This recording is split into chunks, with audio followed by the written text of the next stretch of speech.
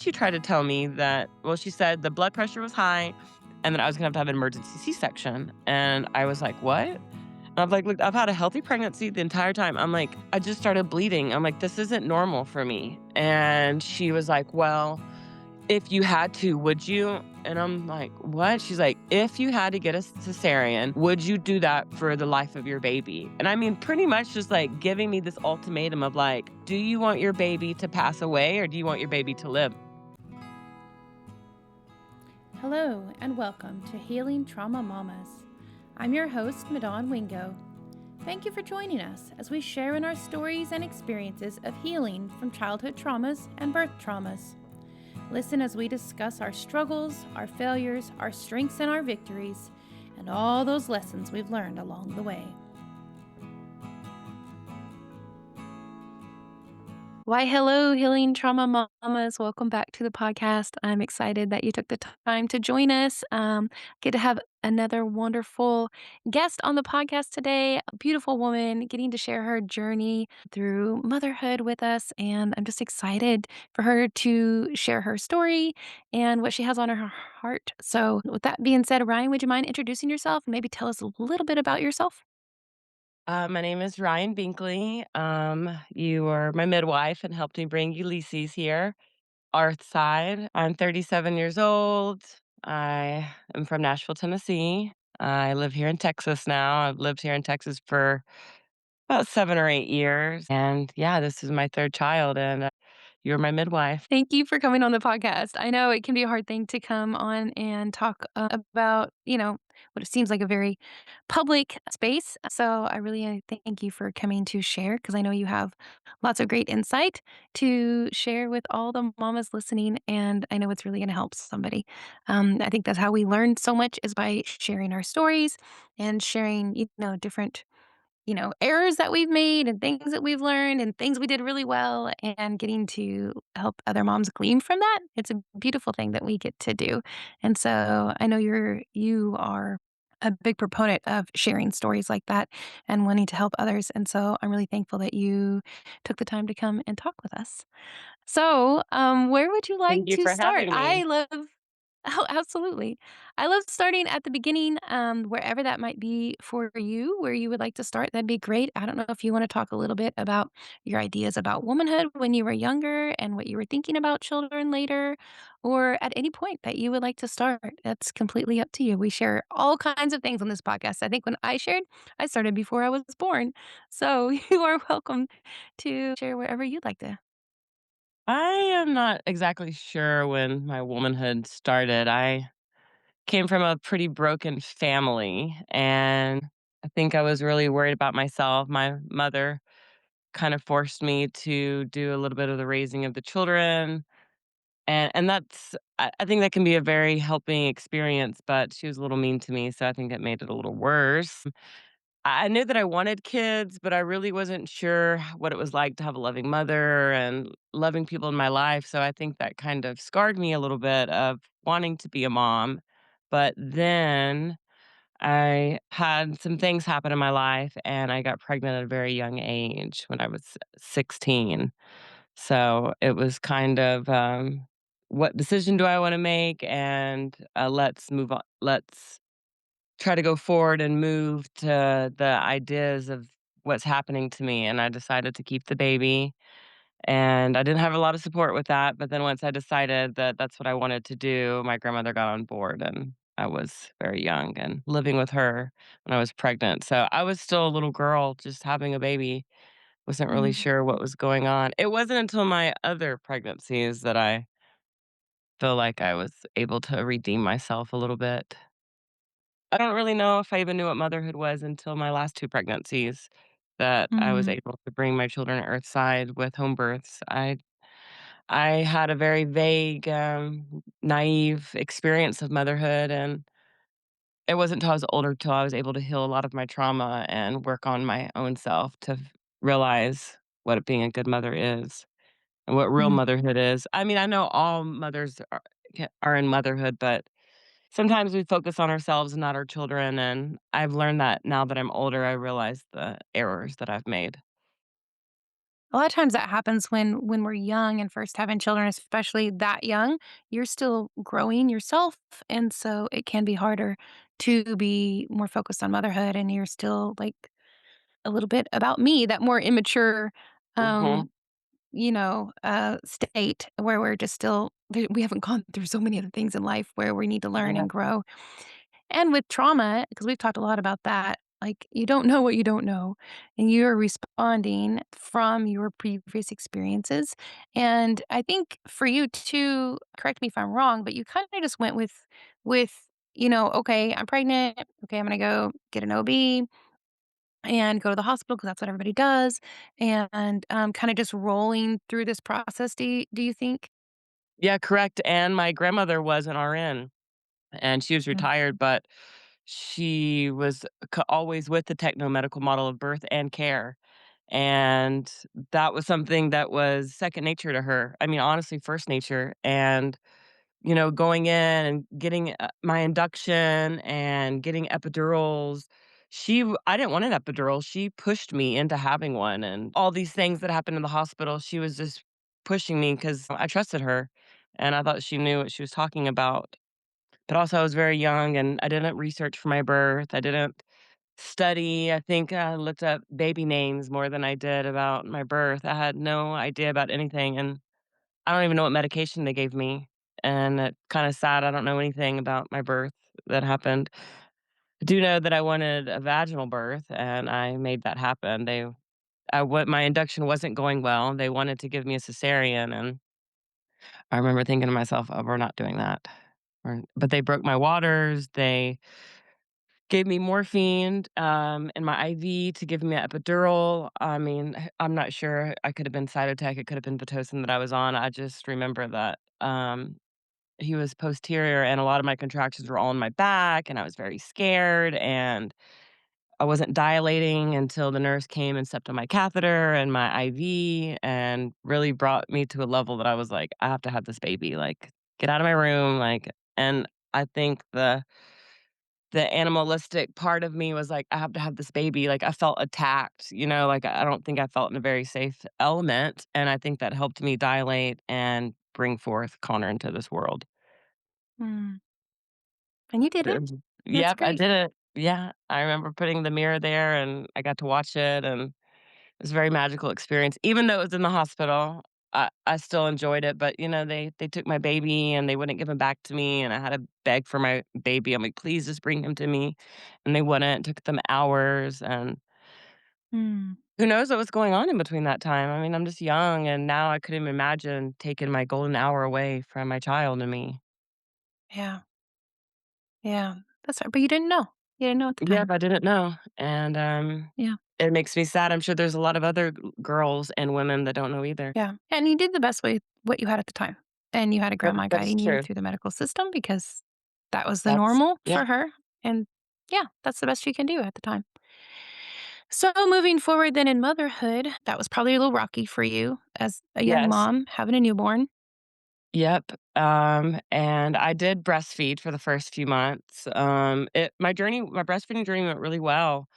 I remember having to put some ointment on my breast, and so they were so tender because I mean, it was the first time ever doing that, but I really wanted to breastfeed, I didn't wanna use formula, and then I got on birth control about 3 months, and it was either be on birth control or give up breastfeeding.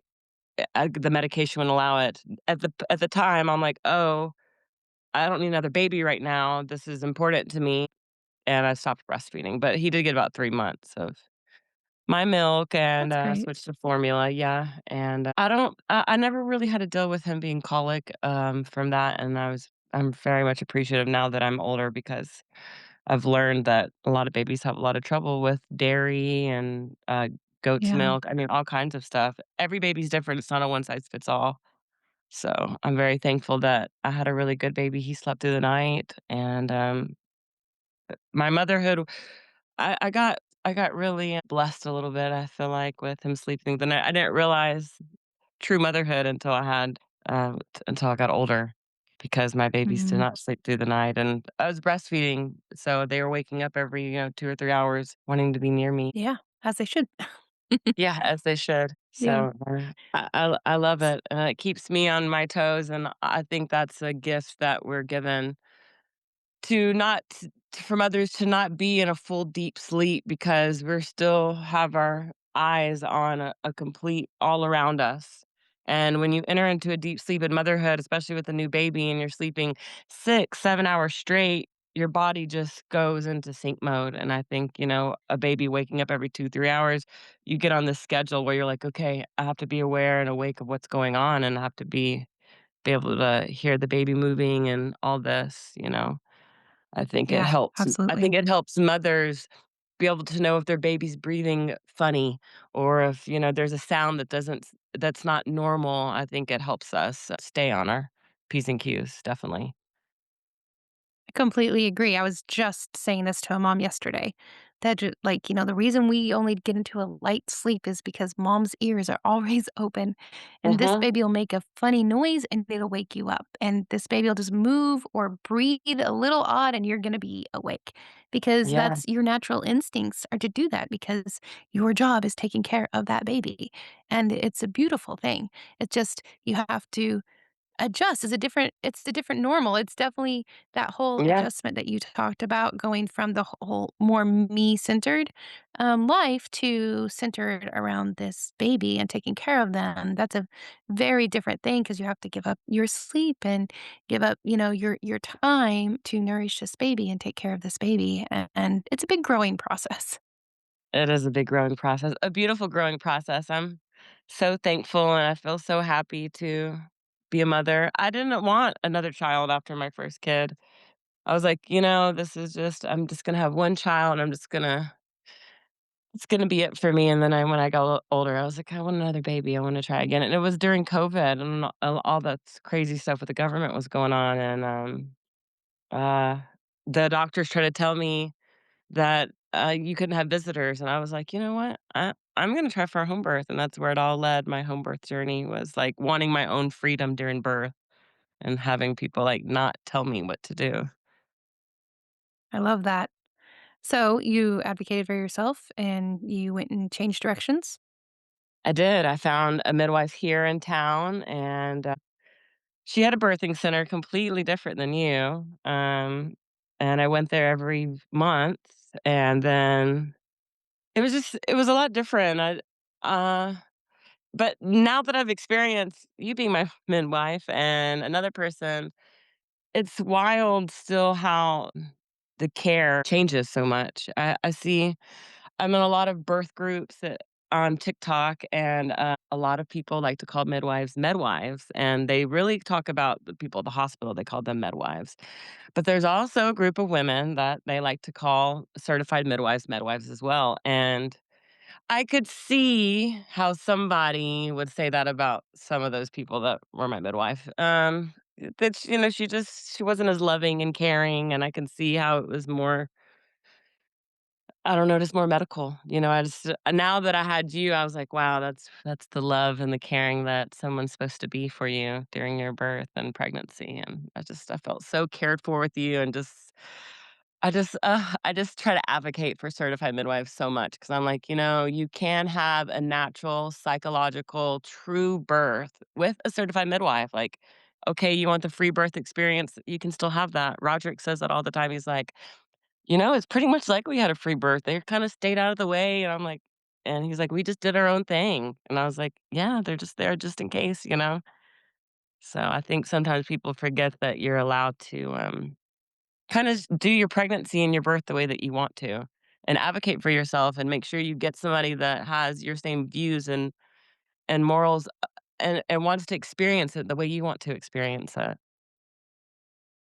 Yeah, I think that's a big part. Like, so thinking about, yeah, us midwives, we're all so unique because we all have so many Yeah, different personalities. And while we all want to, provide great care for women, what that looks like is different. And part of that is as a midwife that I'm looking at what you need, like you said, and able to provide what you need, and your desires are going to be different than the mom down the street. And there are some moms that they do want the home birth experience, but they do want a little bit different type of medical more care, and they're gonna make different decisions about different things in their birth than you're gonna make, and that's okay. I love to celebrate that uniqueness and how, as midwives, hopefully that's how we've been trained and we've learned to practice is being able to kind of I think of scripture myself because I'm just thinking of, like, being able to be all things to all people. I think of that as in, I need to be what you need, in that moment and be able to provide that for you, and it's gonna be unique to you completely. So then Yes. when I go care for another mom, that's gonna be definitely unique for her and what she needs. And I just think that's a really neat thing that we get to do, and so I'm really thankful for that. Now I'm gonna be me everywhere, but I'm going to hopefully grow a relationship with you where I see what you're needing and what you're asking for and the best way I can support you and do that for you and be able to provide that within still, helping provide as much as I can safety for you and baby, making sure everything is normal and everybody is, doing well. My ultimate goal is to support both of you in the whole process. And I'm so glad you guys felt like that's exactly what you got. Yes, it So, is do you want to very share supportive. The do you want to share about your second birth and how all that went and then maybe the differences between that and your first one okay. and kind of where you were at and maybe I don't know. So maybe if you want to talk about you as a woman, we're in a very different place from that first birth to that second birth. And if Yes. you were able to work through some of the stuff that you had going on with the first one. I was well, the whole world was upside down because of COVID, so I was a little nervous already for everything, but I was definitely happy to make the journey and for home birth. I did 0 research, though. I knew that's what I wanted to do, and honestly, I didn't read a lot of books. I watched a lot of documentaries, but I didn't read anything. Didn't really prepare for my birth, honestly, and I just winged it, and I thought that it was gonna be okay, and, my midwife, she didn't she I mean, she said, "Hey, you can have this, of all these books you can choose and stuff," but she just I felt like a business at the end of the day, and I think I was kind of scared to open up to her because I went to her place of establishment, it just seemed like a doctor's office also, and I think it maybe activated some past trauma to me where I just kind of closed up and I'm like, "Okay, I'm just gonna go every, month to this." And then, I would watch some documentaries and I didn't exercise and I still knew I wanted a home birth though, and I stayed healthy the entire time. I didn't do the gestational diabetes test. I didn't but she also didn't offer me the one where you can monitor it to yourself at home. She just said, "You don't have to drink this drink if you don't want, and it's fine." And I was just like, "Yeah, I don't want that." But she never gave me another option, and I didn't do that, and I wish that I would have. I don't know if I had gestational diabetes. I just know that I was always thirsty, and that I had a midwife student and a midwife.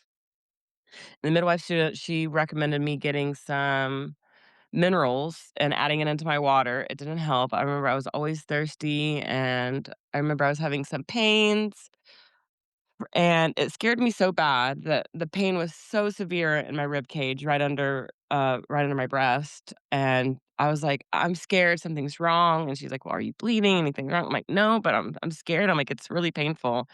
And they were like, "Well, pregnancy can be painful." And I was thinking like, "Oh my goodness, like, yes, I understand that."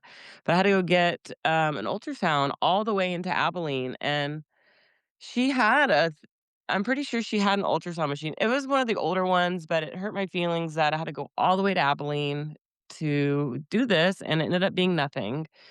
And so I was having really bad back pain. She didn't really offer me any insights. And so I spent the pregnancy a little scared and wondering why I was in so much pain all the time. And before I had Murtagh, she came over to the house to give it like a little go see. And I did my GPS test at that time also. And it just felt really foreign. She had brought over a lady that was going to do a placenta picture for me, and so it was the midwife student, the midwife, and this lady. So all these people in my home for the first time, I was very scared. I just felt like everything had to be perfect, I'm like, "Oh, my house, I don't want it to be dirty, I Mhm. want my bathroom to be clean," like, it felt really scary and just not what I guess what I intended it to be. They left, And then I remember going into labor, and, it was the middle of the night, and I think I did message them and they're like, "Okay, well, just keep us updated." And so in the morning, I still had contractions. By 7 or 8 a.m., my contractions got pretty bad where I was like, "Okay," I could just tell that the labor was moving on further and further. And then about 10 a.m., I was like, "Hey, I want y'all to be here." And then they came over and we blew up the pool, and they were trying to show, like, the counter pressing on my back, to help a little bit, but I would just remember being very scared, and I didn't research about my birth, so I didn't know how to breathe through my contractions, and, um, I feel like, though, for being uneducated in my birth, I feel like I did pretty good, but I still I wasn't sure what was going on, and then they offered for me to get into the pool. And in the pool, I stayed in there for a couple hours, and I think it was a bad idea because I wasn't up and I wasn't able to move the baby through the birth canal, and I wasn't rocking and moving with my body. I was just on my butt, sitting down or on my knees. And I remember them telling me, "Well, if you give birth and the baby comes out of the water, you have to stay out of the water." And that's all I could think about, like just keeping my body in the water. And I was still really scared. The contractions they were getting worse, not worse. They were getting heavier and heavier, and I remember passing out in between contractions, and I was like, "Okay." And I remember them saying something about, "You're getting closer and closer." And then I remember whenever he was crowning and he started to come out, and I remember his head coming out. And he got stuck a little bit. Now that thinking back on it, like, I remember his head coming out, and I was trying to push, and it just wasn't working. And the midwife student, I remember she kind of got a little it seemed like there was a problem now looking back on it, but she didn't tell me there was a problem. She's like, "Look, you're gonna have to push with these contractions." Like, she's like, "Next contraction you have to push." And I remember thinking that was strange because, like, why is she, like, trying to tell me to push like this? And he wasn't really budget I remember he started moving his head, and I remember, like, yelping, and I'm like, "Oh my goodness, don't touch me." And she's like, "It's not me, it's the baby." I was like and I remember reaching down and feeling him and thinking, "I have to get him out, like, there's something going on."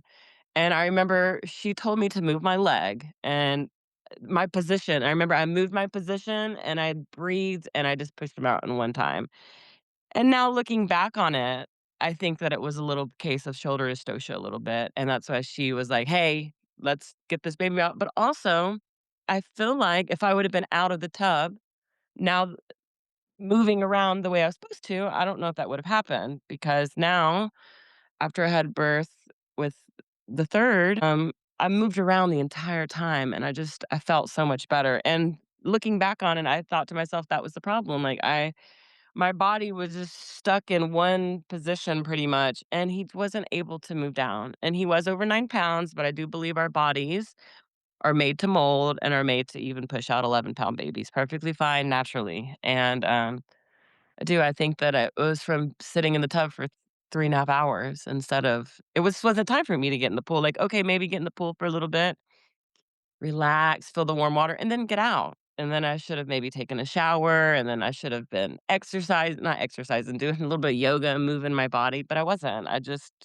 I was so scared, and they didn't direct me, and I guess it Mhm. kind of hurt my feelings a little bit because I know that I think we talked about it, and I was like, maybe I shouldn't have been in the pool that long." You're like, "Yeah, maybe not yet," you know? So I just feel like I wish they would have been like, "Hey, this is maybe hindering your birth process, and it's not helping it," because I do think it hindered it a little bit. And I did get a cervix check during my labor, and looking back on it, I wish I wouldn't have because I think it kind of scared me more than anything. And now I firmly believe that you can know when a woman her dilation from her sound.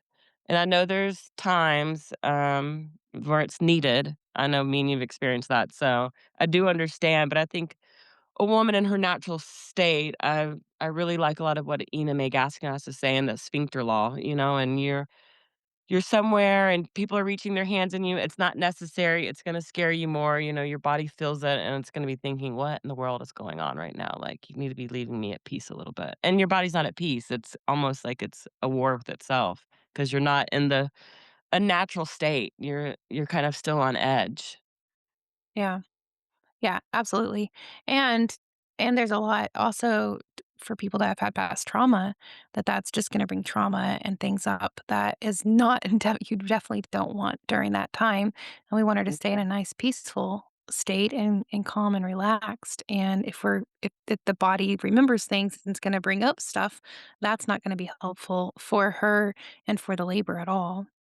Yeah, I agree. And I do believe that the midwife student was running under the midwife, and, I know me and you both know her, and I think she would've done things differently on her own. I definitely think that it was because of the main person there that why a lot of the situations went the way that it did.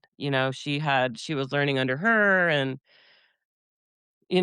she's probably a completely different midwife now, and, maybe, one day I'll see her and, I'll be able to talk to her about that because that's definitely something I'd like to bring up and be like, "Hey, was this because of this?" Or it all happened so fast and it just wasn't it's definitely a birthing center, them coming to your house during a home birth is not the same as a traveling midwife like you, and you're traveling around, you're coming to my home, you're seeing me every single time at my house. It's completely different.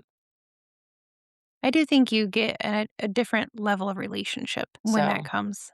Yeah, they were and I still think strangers it's to not me.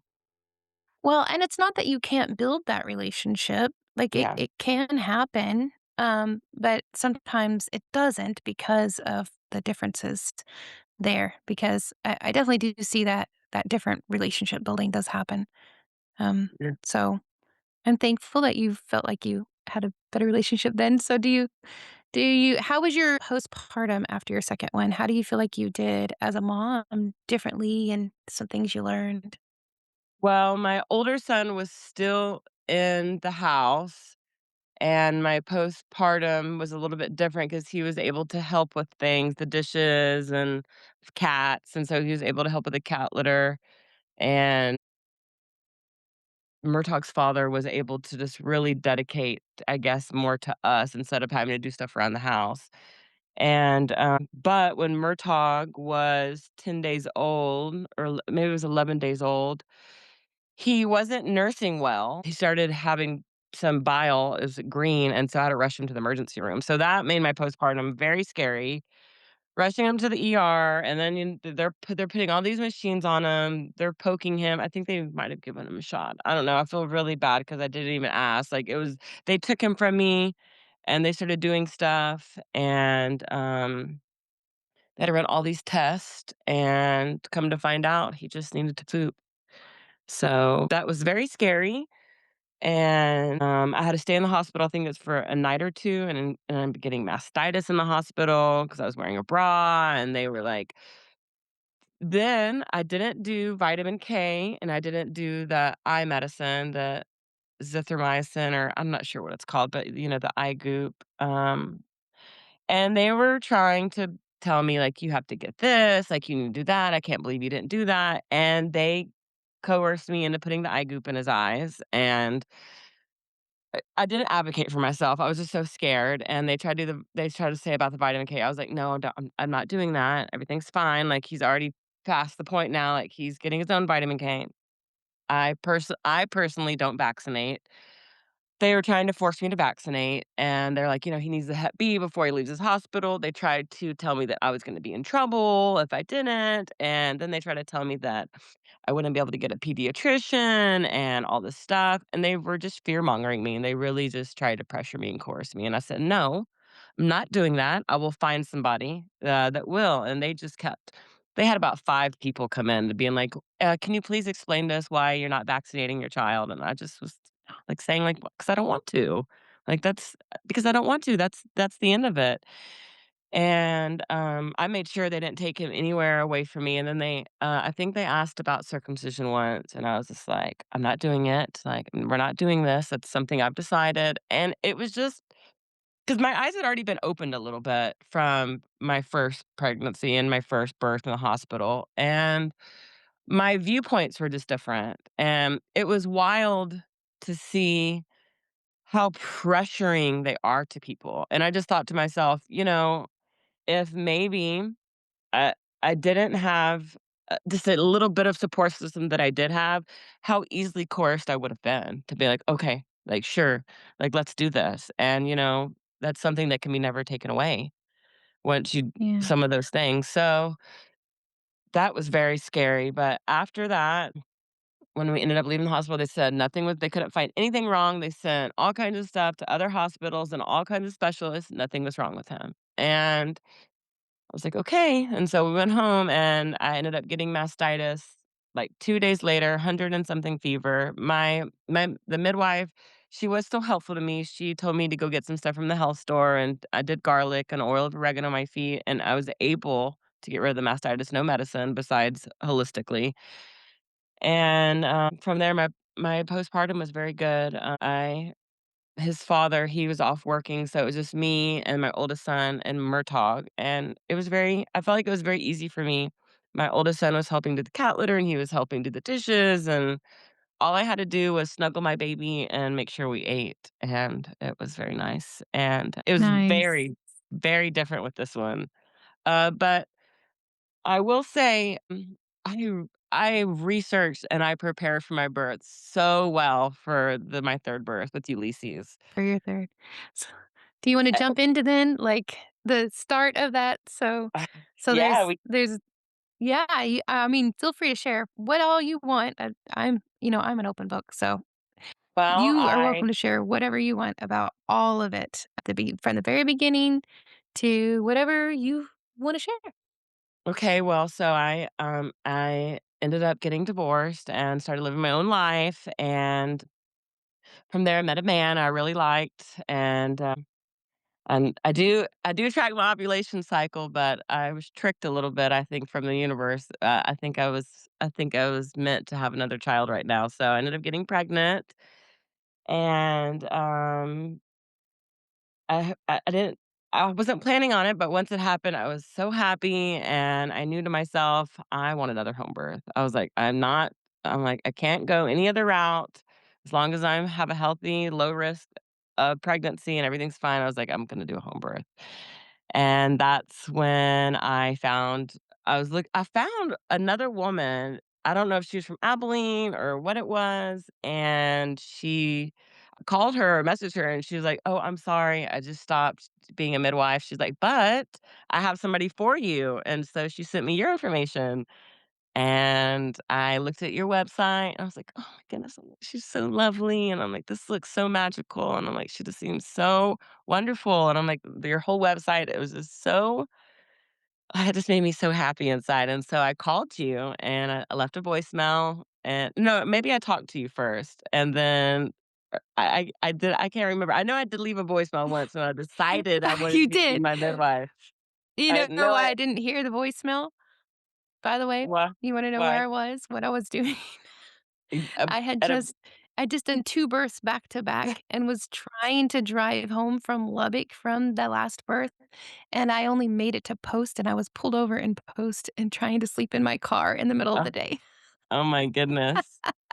'Cause I remember exactly where I was when Yeah, you had tried to call, but my brain could not compute that you were trying to call me, and you left a voicemail, and then when I finally got more awake and was able to mhm. drive home, I called you back for us to talk. Yeah, yeah. I think I had talked to you, maybe I messaged you, and I was like, because she had told me I think your name was Madonna, and you're like, "No, my name is Madonna." I was like, "Okay, I'm sorry." And I was like, "Well, I was just." I think you said, "Well, did you look at my website?" And I was like, "Yes." And we kinda talked a little bit. I said, "Okay, well, I'm gonna let you know." And I think you have some videos on there and stuff, and I just started really, like, clicking on everything. The financial plan, I really, like, really researched it all on there, and then that's when I called you, and I was like, "Yeah." do I want you to be I've decided I want you to be my midwife." I was so excited and so happy, and, I will say that from the first to this from my first home birth to you, I waited. I was so scared, I still had, like, a scared mind. I didn't get with the midwife for Murtagh until I was after 3 months. I waited that 3-month window because everyone's scaring you, like, "You shouldn't tell anybody you're pregnant for the first 3 months." So, I hadn't taken a pregnancy test, but I knew I was pregnant, and I waited to contact them until it was 3 months. But versus with you, I had found out I was pregnant, it was just a few weeks, and then I contacted you. I was like, "I'm not doing that again." Like, I want to be like, I'm gonna trust in my body, and I'm gonna trust in the universe and trust, in my spiritual discernment, and, I'm like, "This is gonna be okay." Like, I'm gonna contact her. Like, I need this sooner than later. I knew that it was the right option to go ahead and contact you. And I was like, "Let me Yeah. not." I was just trying to pray on it and really just, and I knew that it was the right decision to contact you. I was like, "It's okay, and let me not be Well, and scared." I feel like you did a really great job of doing your research first and, you know, Yep. trying to see what your options were in your area and then going and researching, looking at the website, finding, everything you could out. And then when you called me, you had questions for me first. Like, because you wanted Yeah. to make sure that we were going to be a good fit first and Yeah. wanted to think about that. And make sure, which I encourage everybody to do, please. We want Mhm. questions. We want to make sure we're going to be a good fit too. And Yeah. so ask the questions. If you have any concerns about anything, like ask it for sure. Talk about those things ahead of time and then take the Mhm. time to think about it, you know? Yeah. And then you called back and was like, "Okay, I've decided. Yeah, for sure you're going to Yeah. be my midwife." I know that cervix checks was one of my questions. I had asked about, do you do that? And then I asked about pap smears, and if it was you're like, "No, no, no. If that's what if you want that, we can do that, but I'm very, non-invasive." And I was like, "Oh." I was, like, so relieved that because I was thinking to myself, like, "Ugh, I do not want another cervix check, like, during my labor." And I was just, like, so relieved that you're like, "Actually, I don't like to do that." I'm like, "Oh, okay." It just felt so nice Yeah. hearing that. Yeah, and I think being able to connect on a more spiritual level too, like, I think we talked about that a little bit as well, Mhm. like, would we be able to do Yeah. that well? Because we have a little bit different beliefs, but yet we have some Yeah. very big connections with those beliefs, and so Yes. both of us agreed that we felt like that was gonna be Yeah. good, Yeah. relationship-wise, and I feel like that Mm. grew a whole lot more through the pregnancy and the birth and all of that. I think so. Yeah, Yeah. I know so. That was very nice. I remember asking that question. I was like, "Well, my beliefs are a little bit different, but I am very spiritual and this." And I remember you telling me like, "Well, what kind of Christian godly woman would I be if I wasn't accepting of this and this?" I was like, "Oh, what a beautiful thing." I'm like, "Okay." It's like, "Well, just letting you know certain things." And yeah, we really saw that we still saw eye to eye about a lot of things, and Yeah, thought that was agreed. very Yeah. nice. So, we met pretty early in your pregnancy. Yes. And I'm glad. I that is something that I love doing is making sure that I'm there and able to help moms through the first trimester because a lot of times we miss the first trimester Yep. and you don't get an appointment scheduled till 3 months and you've missed so much care that could have been there or at least even a lifeline to Yeah. in that first trimester.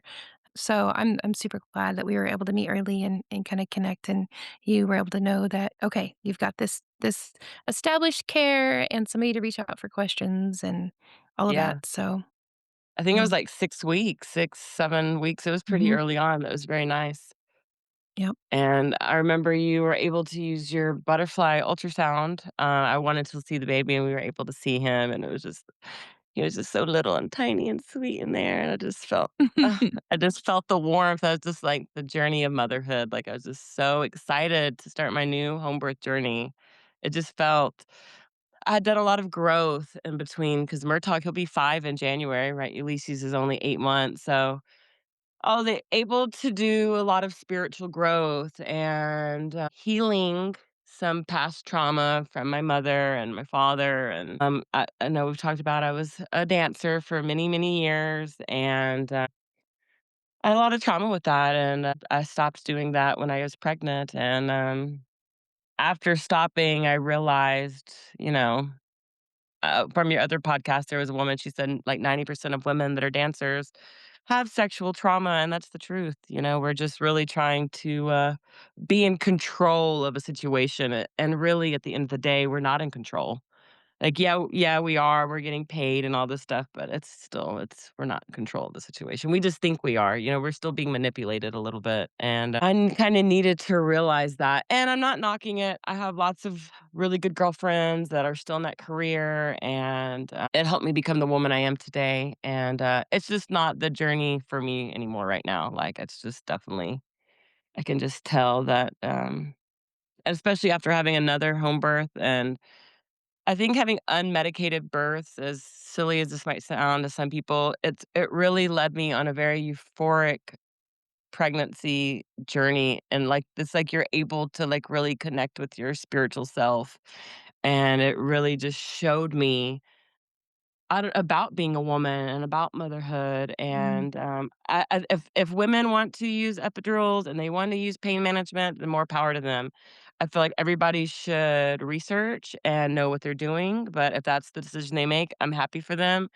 I do feel like there is a change in our brainwaves, though, when going completely unmedicated. Like, we're able to reach a certain euphoric state. I remember when you and Melissa were here, and it was very euphoric, and I remember looking over at Melissa and you, and I just felt like we were all just so connected. Honestly, it felt like if I was high or something, and I am, I'm on all these hormones, but it felt like that for a moment. I was like, "I feel like I'm tripping," but I wasn't, you know what I mean? But I really, like, I was like, "This is what it feels like to be in this pregnancy aura," and I didn't get to experience that with my 2nd because I was so scared, and this one, yeah. I was so prepared, and I just really Mm, just was able to just really be on the spiritual side of it and, like, really experience the spirituality and the womanhood and being part of creation. absolutely. Yeah, and I feel like you went through so much healing through the pregnancy. I feel like there was a Yeah, lot of things that came up through your pregnancy that caused you to have to kind of really dig well, into some things to really, I'm not gonna bring up anything that you don't wanna bring up, but I just feel like it was so healing for you through the pregnancy itself. I Just so think many so. things that were hard. There were some really hard things that came up through your pregnancy, but they helped you really discover more about yourself and really see these things where they were coming from. Like you talked about, the dancing and realizing some of the trauma stuff that was happening and being able to grow and heal from some of that for you. So that actually, that's such a huge part of the pregnancy process to help you deal with those things already. That way, when it comes to the birth, that you're at such a better healing state that you're able to, let the birth take place the way it needs to, instead I of having all was. this fear stuff.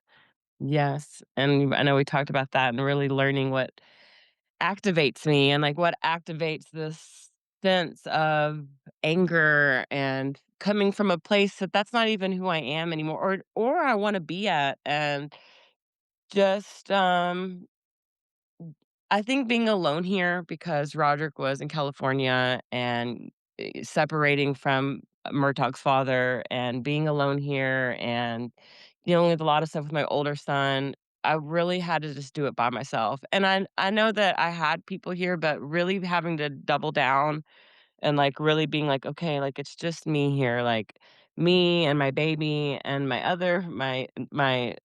little bit older baby," like,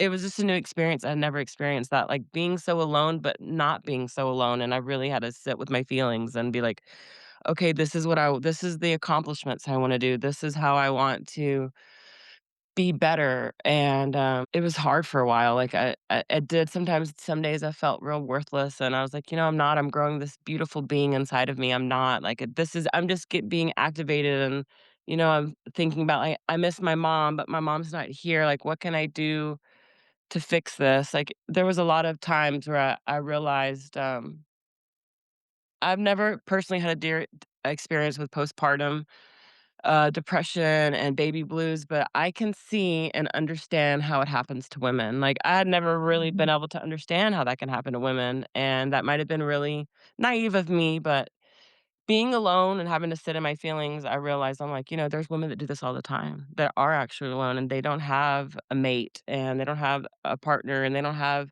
some of them don't have beautiful midwives that are helping them and they're stuck in the hospital and it's hard for them. And I can really see how women have a hard time during pregnancy and postpartum. It hurt my heart. Like it made me just want to like hug everybody and be like, "Can I give you a hug? Like it's okay." Like and I felt like you were this you told me, you're like, "Anything you wanna talk about, I'm here for you," and it felt so nice to talk about some of my relationship problems and how to fix that, and, your husband was in the military and mine is in the military, and we had a lot of things to talk about and why they do some of the things they do, and it didn't make me feel so alone because I had someone to, share that journey with a little bit. Yeah. Yeah, it was a great learning time, and I think you're working through time, and then while Yeah. this little one was growing in your belly, and you Mhm. did a great job handling all the different things that kinda got thrown at you and working Thank through it, and so it was really great. And then, I mean, if you wanna talk about the birth, that kinda leads to the birth. We kinda had something thrown at us at the beginning of Yes. the Yeah. labor, and so, definitely Yeah, wanted we to. the pregnancy went so well. I remember sometimes I know that we would check in with each other, but sometimes it would be I wouldn't message you at all, and I'm like, "Wow, like, I just don't ever have any problems." I'm like and I thought that to myself, I wondered if you were like, "Wow, she just doesn't ever message me." Because sometimes I would just be doing my own thing, and I just had a very healthy pregnancy, and, we didn't have anything happen, and all the times you came, my blood pressure always stayed the same, everything was pretty well. I was drinking my teas, I was, exercising, I was stretching. Anytime I had an issue, we usually kind of, like, figured out, like, with my iron, we did the chlorophyll and the beetroot powder, and we're able to get it back up, and we didn't really have any issues, and I remember Roger got here from California, and I was getting the house together and getting the house ready, and I was going through prodromal labor, I think that's what they call it. I know it is, like, early labor, however Mhm. you wanna call it, and I was having for a few days, it was getting really bad, and well, not really bad, it was just progressing, and then remember losing my mucus plug, and, there was just a tinge of a little hint of blood in there. I think I lost one day, and then I could tell I lost more, like, it was definitely progressing.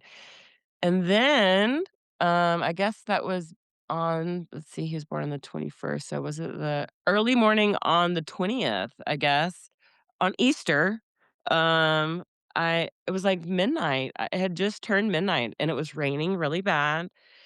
And I remember I had to, pee for my 7th time, and I was like, "Okay, this is finally it, like, I'm gonna get to go to bed now, I'm so excited." And I wiped, and there was bright red blood, and I just remember getting really scared, and I was like, "Okay, that's a lot of blood, like, there shouldn't be this much blood." And I remember calling you, and you're like, I'm on my way." I'm like, "Okay." And I remember I kept having to pee, and I kept wiping blood, and it just wasn't changing, it was just bright red blood every time, but it wasn't dripping down my leg, and so but it's every time I wiped, you got And here, you weren't really and contracting at this point. no, I was just having them every a little bit, like, maybe I would have, like, a tiny contraction, and then I wouldn't have any for an hour or 2, like, and then I would have it was like that for the past few days, like, I was having them and then not, but yeah, I wasn't in, like, labor like that, and I remember we started talking about, "Hey, do you feel like you need to go to the hospital? What are we gonna do? It's in the middle of the night." And I remember I was thinking, "Okay, it's Easter. How are they gonna treat us in the middle of the night?" I remember telling you I was scared to go in the middle of the night. I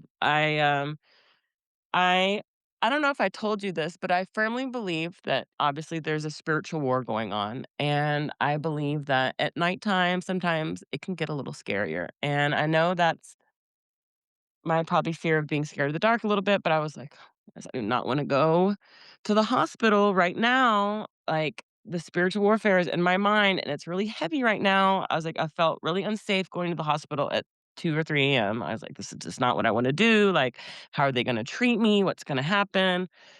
And I know you took, my blood pressure took Ulysses, checked him, and everything was fine, but I was still bleeding, and I was passing a few blood clots, and it just wasn't stopping. And then you were like, "Okay, let me keep monitoring you." And I know you said that oh, no, no, no, you got, I did want you to check my cervix, so I know you did that. And I was like, "Let's just see how far I'm dilated." I think I was at a 3, and then I know you were like, "Well, what about the ultrasound machine? Would you like me to get that?" And I know I said, "Yes. Let's just see anything," because we were talking about, could it be a placenta abruption? And we were worried about placenta previa and, if it moved. We were just trying to think of everything, and I know that you got the ultrasound machine. We didn't see any blood inside. And we couldn't tell how far the placenta was from my cervix, but we had knew in the ultrasound months prior that everything was fine. And I know that you had said that it looked like a piece of my placenta was just barely raised up. You're like, I can't tell, but it just kind of looks like it, but I don't see any blood because I know it gives you like a heat reading and everything looked fine in it. And you kept checking me, like, and you kept asking, "What do you wanna do?" And I was like, I don't wanna go to the hospital right now." I was very scared, and you're like, "Okay." And you're like, "I'm gonna go somewhere very close, and I'm gonna come back." And I remember I went to sleep, and I remember you called me, and it was like, "Look, I've been praying on it, and, the what I've come up with," you're like, "I wanna be close to you. I wanna, at least be in your house." And I was like, "Okay, that sounds good." And you came back, and you checked me. Everything was still good, and I'm still bleeding and having contractions very sporadically, not close together, and I guess it was early in the morning, like 6 or 7, 8 a.m., you were still checking me, everything was okay, and that's when you were like, "I think we should go to the hospital." Like, you're still bleeding, and I would rather just be safe than sorry. You're like, "Let's just go get an ultrasound." And, I was like, "Yeah, let's just go get an ultrasound. That's all it's gonna be, in and out, just to make sure we're okay and we can still have this baby at home safely and healthy." And I think I ate some breakfast first because we weren't sure how the hospital was gonna go. And I know you stayed nearby, and I know you called some people to see who was working. I know you thought you might have a friend there. And we decided I was gonna go in alone because we knew how the techno-medical model of care and birth treats home birth people. As nasty as that sound, it's the truth. They don't treat us very nicely. They treat us like we're the plague. They're not very nice. So we decided I would go in by myself. And I even decided that Roderick and Murtaugh would wait in the car without me, and you would stay very close by. So I went into the hospital. I got checked in. They took me up to the room. They immediately wanted to hook me up with monitors, and I did not advocate for myself well enough. I let them put the monitors on on my belly, and they wanted to put me in a gown. I said, "No." I said, "I'm gonna leave on my regular clothes." I don't know if they asked me if I wanted an IV or something. I can't remember, they might have. If they did, I said no. They wanted me to pee in a cup and stuff. I think I asked you, I was like, "Is that needed?" And you're like, "No, it's not. You're just here for an ultrasound." And they were trying to get me to pee, and I was like, "No, I just want an ultrasound." Like, I'm like, "Here are my records." I'm like, "She can fax them over if need be." And I remember telling them, I'm like, "Look, I'm bleeding. Like, every time I'm wiping, there's blood. I have blood clots. Like, I'm constantly bright red blood. I'm bleeding." They did not care. They had me still hooked up to the monitors. I remember my blood pressure, his blood pressure, both went up. The nurse, I tried to show them the blood on the napkins, and I remember she wanted me to pee in a cup so she could see if it was cloudy, or I don't know, to see if I was dehydrated. So I pee in the cup. She tried to take it from me, and I was like, "No." So I poured it out in the toilet. I could tell that upset her a little bit, but I'm not here for that. I'm not here for you to do all this stuff. And then I laid the blood down from the paper all down for them, and I remember the doctor finally coming in, and she said, "Oh, that's normal. That's just your bloody show."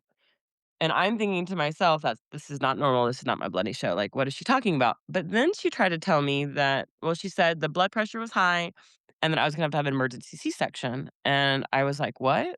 I'm like, "Look, I've had a healthy pregnancy the entire time." I'm like, "I just started bleeding." I'm like, "This isn't normal for me." And she was like, "Well, if you had to, would you?" And I'm like, "What?" She's like, "If you had to get a cesarean, would you do that for the life of your baby?" And I mean, pretty much just, like, giving me this ultimatum of, like, "Do you want your baby to pass away or do you want your baby to live?" And of course, I'm gonna say, "Yes, of course I will if I have to." I'm like, "But I don't want to." I was like, I was like, "I wanna figure out what's going on." I said, "I'm scared.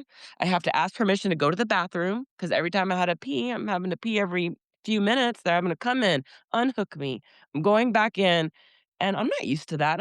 I'm used to be able to pee whenever I want. I'm not hooked up to all these sound wave monitors. They have, the pink and blue ones that they have at all hospitals on my belly, and I think I was scared, and I think that those sound wave monitors, there's research on them, and it does show that,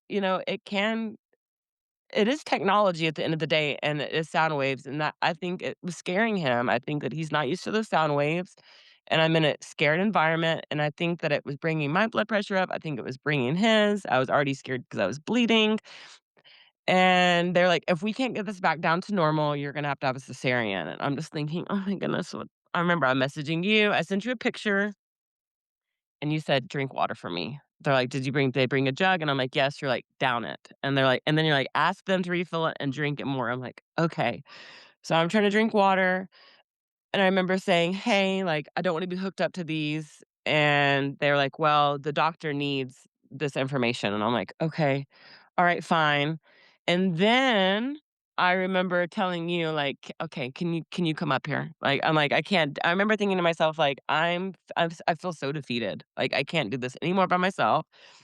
Remember asking you to come up there, and all the I while was I'm just still down in the bleeding. parking lot, down in the parking lot, just staying in my car, like, Yeah. texting you and listen to that, but Mhm. the reason we had decided for me not to go in was because, like you mentioned, the maltreatment. I didn't want you to be treated Yes. negatively because I had just recently had a really negative interaction with that same hospital, and I was a little concerned that if I came in with you, that you would not get what we needed and you would not get the care that you needed because they were upset at me.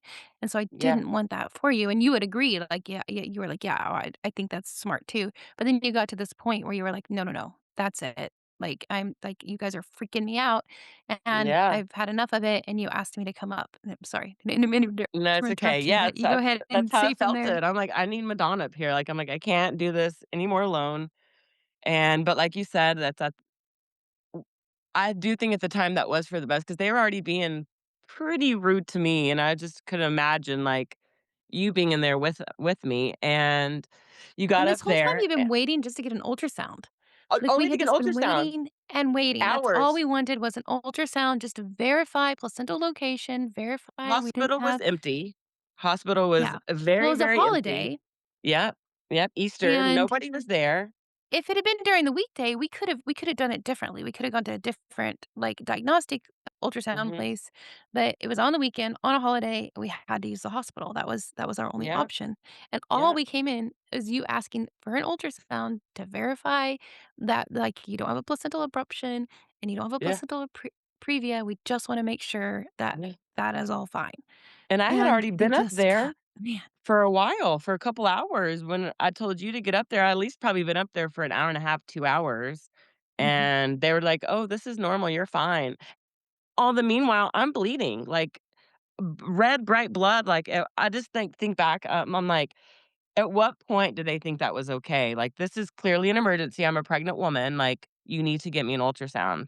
But you came up there, and I remember I think it might have been still high a little bit when you were there, but we started talking, and I know we were talking about, like, how to maybe we talked about how we wanted the birth to go, and we were trying to think happy thoughts, and from there, my blood pressure went down, and so did the baby's, It was kinda and wild.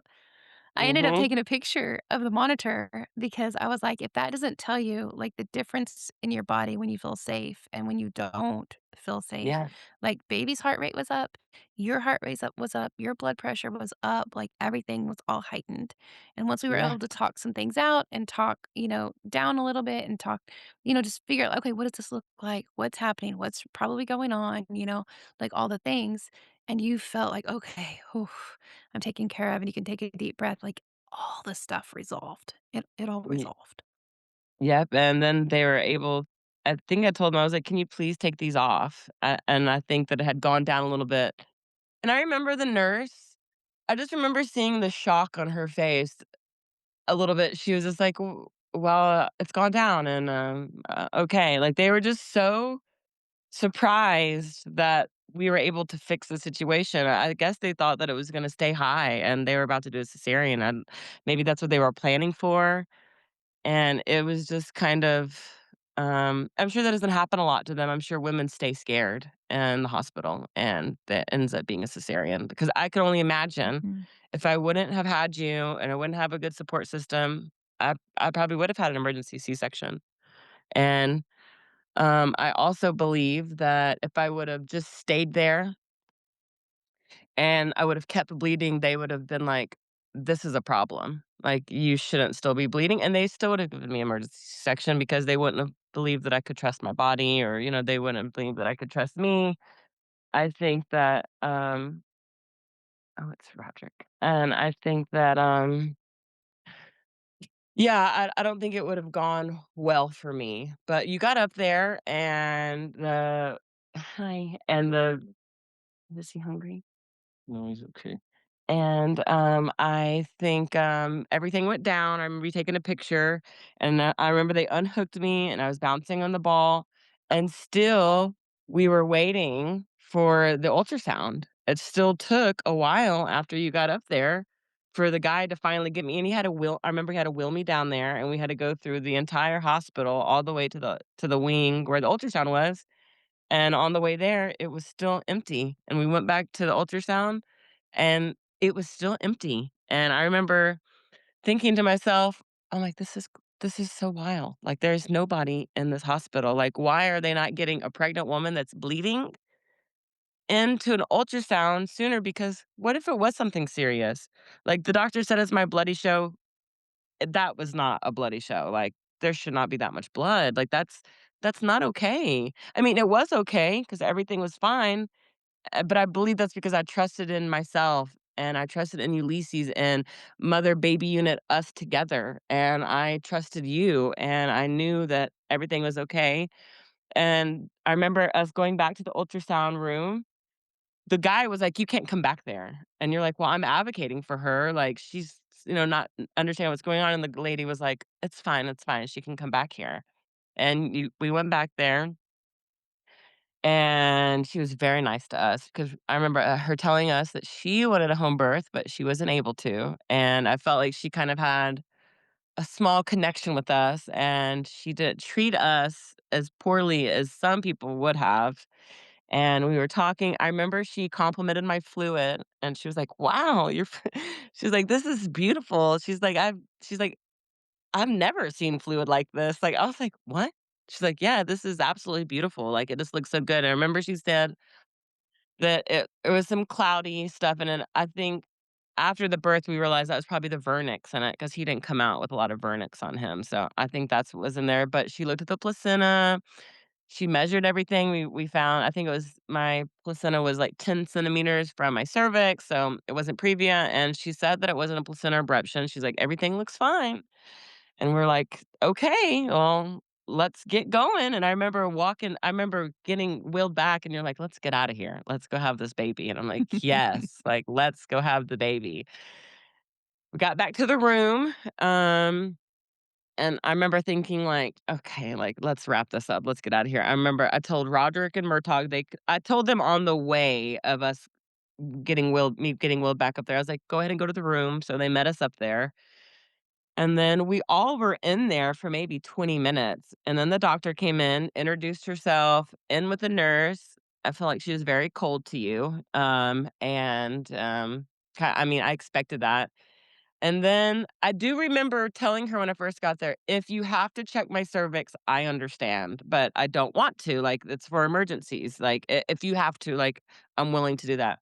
And right before we left, and got ready to go, she's like, "Okay, you ready for me to check your cervix?" I remember thinking to myself, "What?" Like, Like, now you wanna check my cervix? Like, we've already done the ultrasound, like, we've done all this stuff." I just remember like, "No, I don't need that, no, thank you." And I was like and then I remember asking her, "So you don't think that this is a problem with me bleeding like this?" She goes, "Well, I wouldn't know. You didn't let me check your cervix." I remember thinking to myself, "So you're telling me you would know if it would have been an issue from the very beginning, so why didn't you offer that?" It just shows how OBGYNs are birth surgeons. They have no, not all of them, but most OBGYNs have no knowledge on true psychological natural birth. They're birth surgeons. They know augmented birth. They know about medicine. They know how to do all this other stuff, but they have no true knowledge about like the true natural state of a woman in her birth. Like, I mean, the thing that can stop a birthing process is the ride to the hospital. That's the first intervention right there. And the second intervention is talking to all these strangers and, getting hooked up to monitors. Like, I'm assuming that woman has probably never seen a natural birth, like, without a hospital involved. I mean, maybe, but probably not that many. Like, I highly doubt it. Yeah. I mean, she thought me bleeding was a bloody show, and I will say, I mean, looking back to it now, I don't think that's what it was. I think it's what you said. I remember Roderick told me after I had the baby, after I had Ulysses, he was earth sign. I remember you took the placenta and you were looking over it, and he said that you showed him a spot on it. You say, "Do you see this? That this is a spot I think that was raised up a little bit." And I think Yeah. it was a placenta eruption a little bit, and Yeah. not a big one. And I understand that because I know it can get dangerous very fast. But that's the only thing that makes sense in my mind as that something happened and Ulysses was like, I have to come now. Like, this is a problem." And I just trusted you and my body, and I trusted myself and me and Ulysses working together because the moment I left that hospital, I remember we were all walking out together. I think we all walked out together, and I started having a contraction the moment my foot got out of the hospital. And I remember it was so wild. Like, the doors opened, and I stepped out, and I had a contraction, and I was like, "Oh my goodness." And they started being every 5 minutes. I remember I went to Burger King to get some food. And then I came home, put some music on. It had just rained, so I went outside barefooted and I put my feet in the dirt. And I was grounding myself, still having contractions every 5 minutes, and I just thought to myself, "My body knows I'm safe." Like, he's ready. Like, I can finally and I think that I would have gone in labor sooner, but I think it scared me, and I think the sphincter law set in place, and I think I tensed up, and I was just so scared I wasn't able to relax. Going to the hospital, it happened again. Like, I'm just not my body's not able to get in labor land. Like, I'm just, like, very, like, scared, "What's going on? Am I about to have a cesarean? Am I not gonna be able to have my home birth?" Like, all this preparation for what, like, just for the hospital to I don't know, I was just thinking I don't know, I hear a lot of people say, "Well, me and my baby wouldn't have lived if I had a home birth," and all I can think to myself, "Maybe me and my baby wouldn't have lived if I had a hospital birth." Like, I think about that, like, and think that I was bleeding. They would have tried to give me a cesarean, and it might not have gone the way it needed to go. Who knows what could have happened. And, I believe that it was safest at home. Even though I was bleeding, I was safest at home.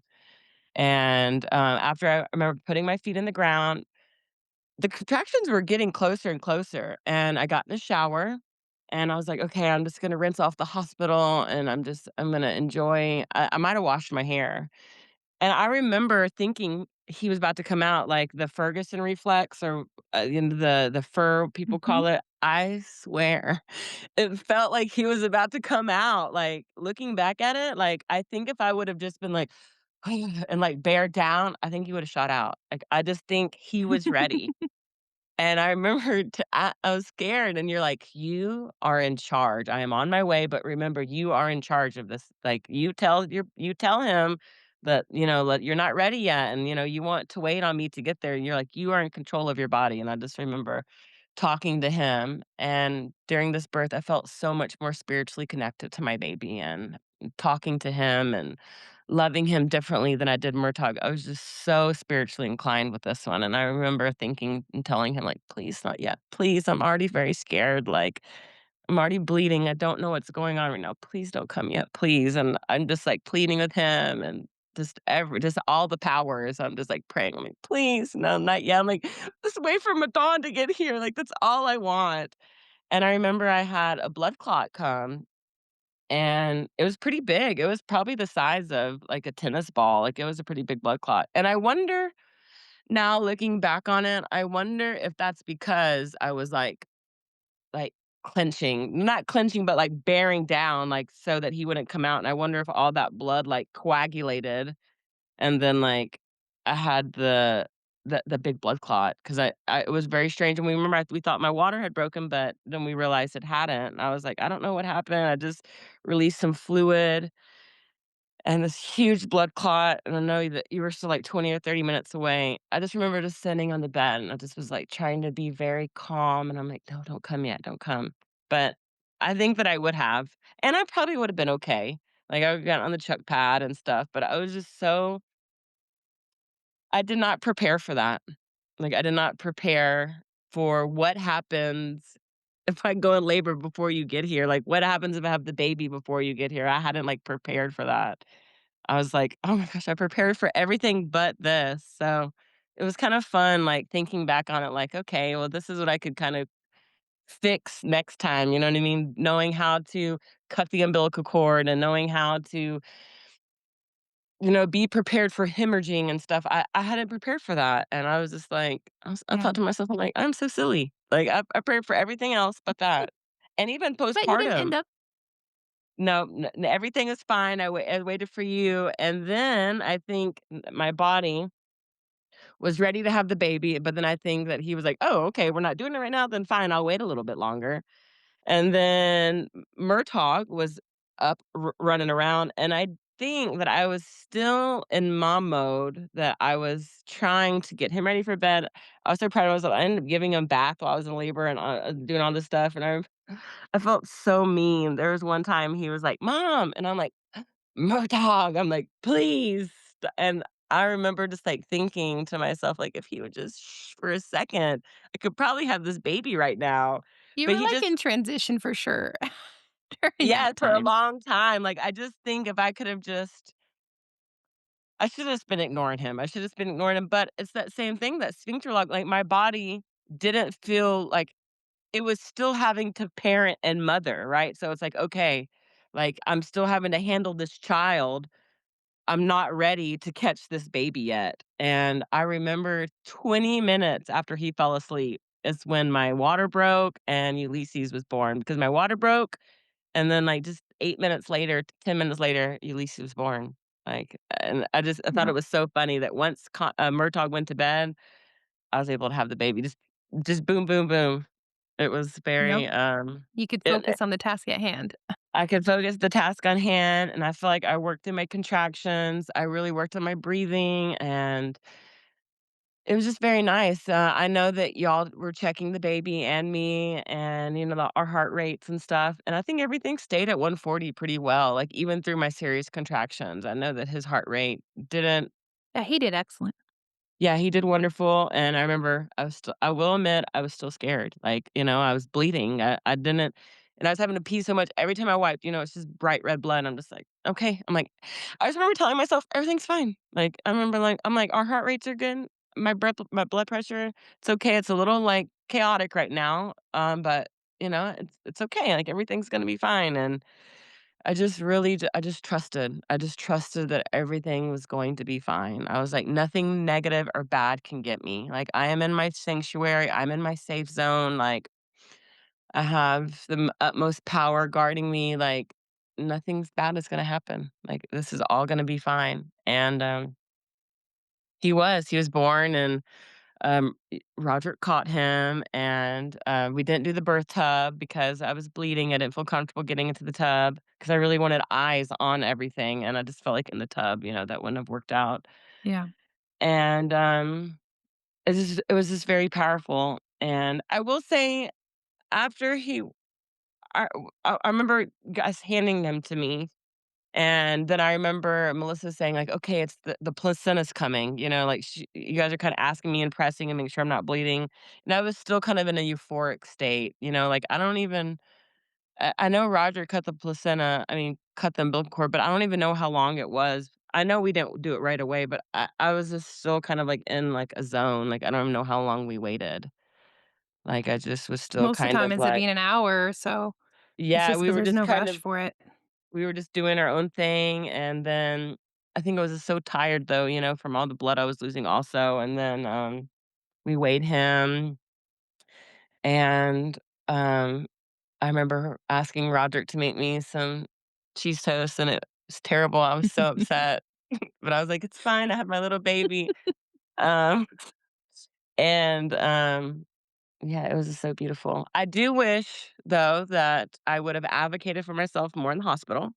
I wish I would have told them like, now looking back on it, I wish that I would have told them, "No, I do not want to be hooked up to these monitors. If you wanna get the Doppler and check his heart rate, then let's do that, and then you can check mine." I was like, "But I do not want constant sound waves on my baby." Like, like, I'm not comfortable like that, and, I don't know, I would have done that differently, and I would have advocated for myself more that way, and I would have advocated more like, "Can we please get this ultrasound done?" I think it took them 5 or 6 hours to finally get the ultrasound, I think it was 5 hours later, and I also probably would have been cooking dinner. I didn't prepare postpartum enough. I prepared everything for birth, but my postpartum wasn't really prepared. That's okay though, but, I want more children, and I'm just gonna try again and try to do things a little bit differently next time. I think I Every had time's the a learning most process.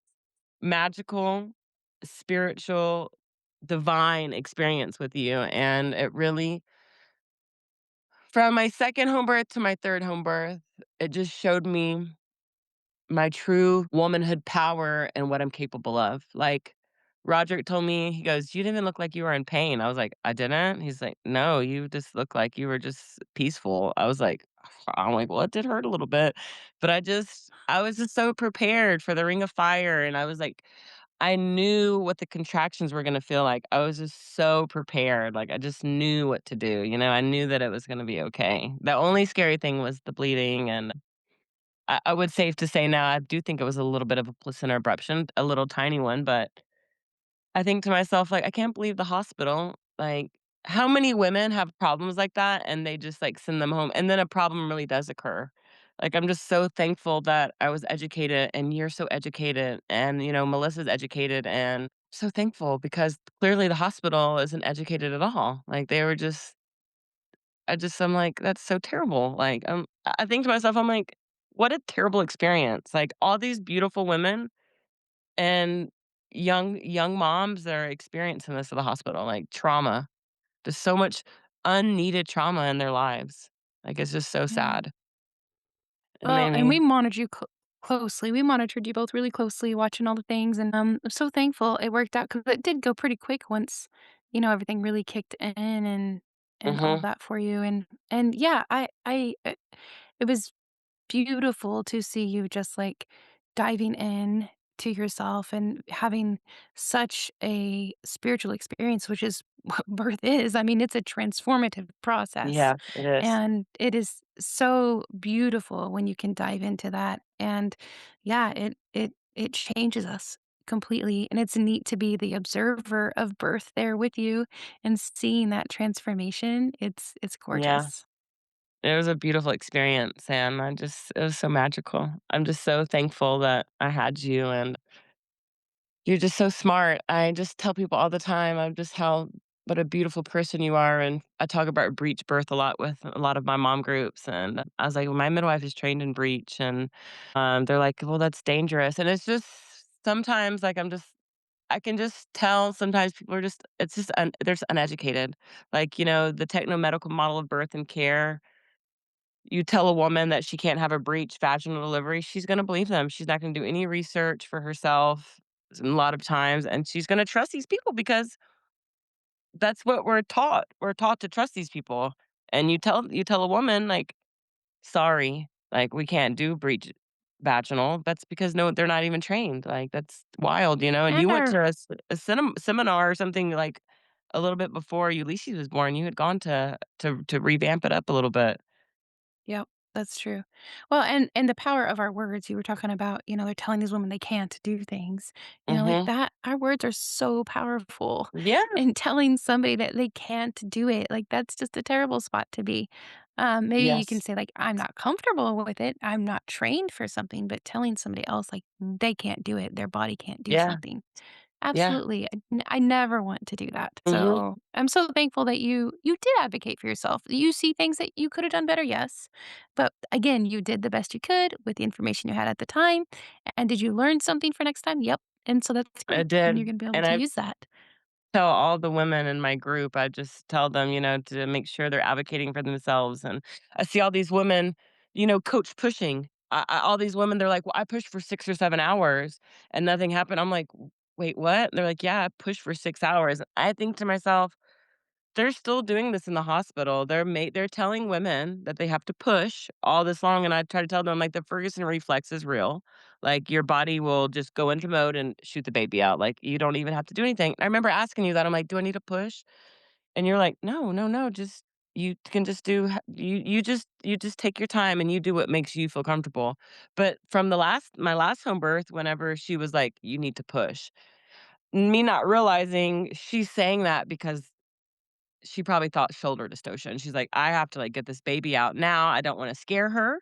Don't" you know what I mean? Like, I'm just gonna tell her to push, but to me, I'm thinking, "Oh, I have to push," but that's not the case, and, I just wanna tell these women, like, you can advocate for yourself and, to research and to read those books, and if you don't want to have a home birth, call local midwife, ask her for book recommendations, like, ask them questions. They might not be able to give you medical advice, since you're not their client.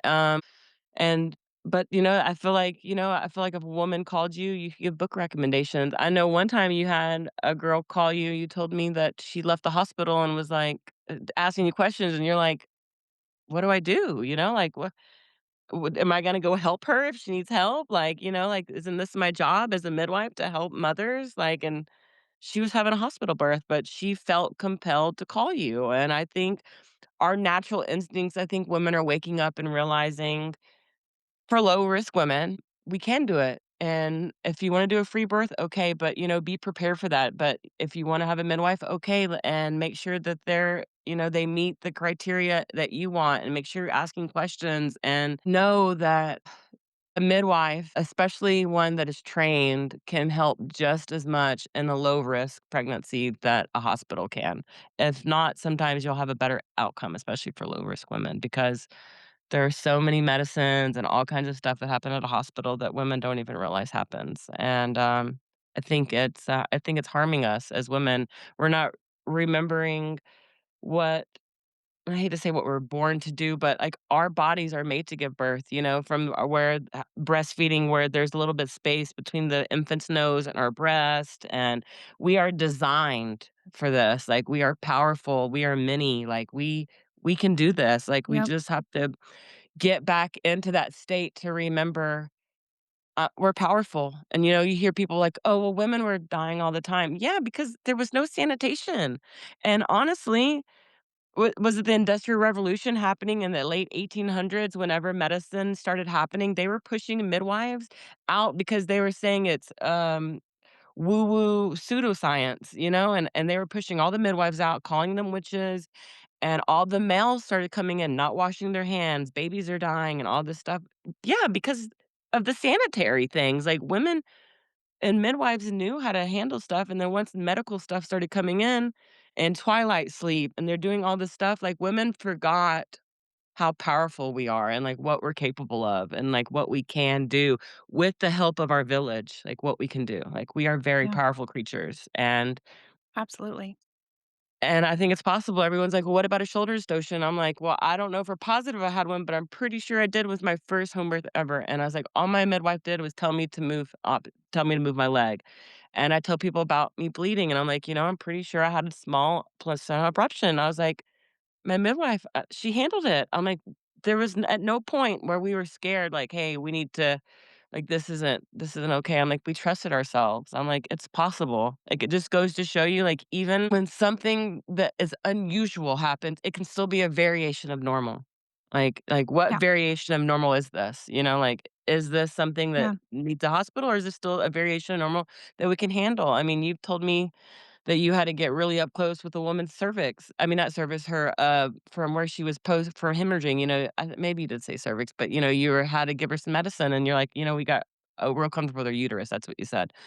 But, that happens, and you're trained to do so. Like, it's okay. Like, that's what people say, like, "What if I hemorrhage?" Like, well, I'd hope that your midwife would be trained to be able to handle that. Like, it's okay. It should be. Like, Yeah. yeah, like, it's all okay, like, everything is okay, and people need to I think right now people are giving home birth and midwives a bad name, but I think that they're also picking ones that aren't trained. I think they're picking these Yeah. midwives that might be certified, but where do they get certified at? Like, how many births do they have? Like, how many transfer rates? Are they asking them if they've had any problems? Like, they're not asking them, I think, the big questions. And Well, also and again, that's you advocating too at the beginning of care that you're asking all of the questions yeah, and checking, all the things. We talked about that. At the very beginning, ask the questions. Like yeah, any well-trained licensed midwife, certified professional midwife is going to encourage questions.